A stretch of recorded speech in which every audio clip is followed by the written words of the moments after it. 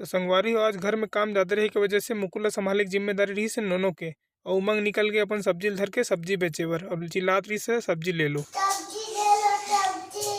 रुपया का 2 रुपया का 2 रुपया का ले लो। उमंग बहुत देर के सब्जी बेचत रही लेकिन कोई खरीदत नहीं रही तो नोनो की दे तो सबो सब्जी में खरीद लेतो।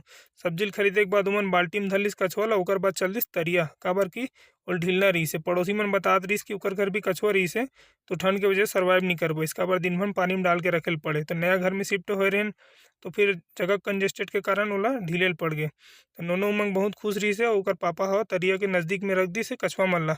कछुआ मन भी बहुत खुश रही हुई ओकर वजह से ओमन जल्दी जल्दी से पानी में कूद गए। नोनो बोलत रही से कछुआ मन ला कि जाओ तुमन अपन मम्मी कर जाओ और अच्छा से रहू करके। फिर उमंग ते नजदीक में आगे देखे बर कछुआ मन कितना दूर चल दिस पानी में कही के।